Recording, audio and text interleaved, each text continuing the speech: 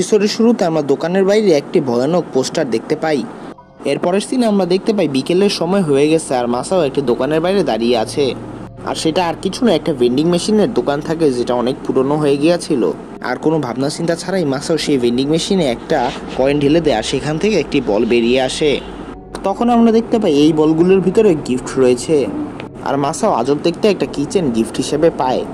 আর যখন মাসাও কোনো কিছু চিন্তা না করে সেই বলটা ডাস্টবিনে ফেলতে যায়, তখন এমন কিছু একটা হয় যেটা মাসাও দেখে ভয় পেয়ে যায়। এমনকি সে তার স্বপ্নেও চিন্তা করেনি এমন কিছু হবে। তার কিচেনটা গ্লো করতে শুরু করে আর তখন যে বলটা সে ছুঁড়ে ফেলে দিয়েছিল সেই বলটা আকাশে উঠতে শুরু করে। আর তখন উঠতে উঠতে সেই বলটা এসে মাসাওর দুই হাতের মাঝখানে এসে পড়ে আর এটা দেখে মাসাও ভয় পেয়ে যায়।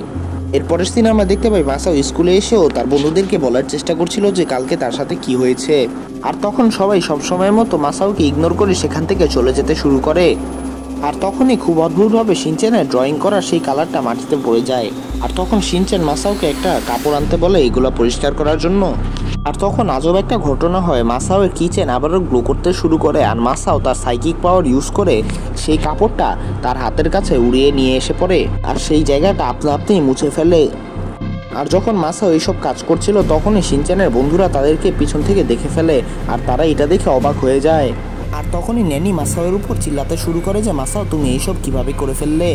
তখন মাসাও বলে যে আমি কিভাবে করছি এটা আমিও জানি না, কিন্তু যখন থেকে আমি সেই আজব দেখতে কিচেনটা পেয়েছি তখন থেকে আমার কাছে এই সুপার পাওয়ারটা এসে পড়েছে।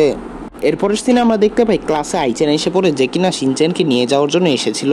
আর এটা শুনে মাসাও খুব কষ্ট পেয়ে যায়, কারণ সে আইচেনকে তার বেস্ট ফ্রেন্ড মনে করে আর সে শুধু চায় আইচেন তার সাথেই খেলুক।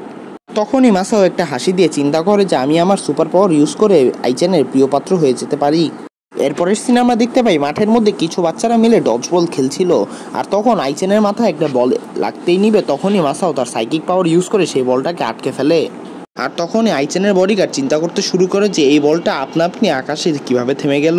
তারপর এরপর সিনে আমরা মাসাওকে দেখতে পাই আর সে চিন্তা করছিল যে সে আইচেনকে ইমপ্রেস করে ফেলেছে।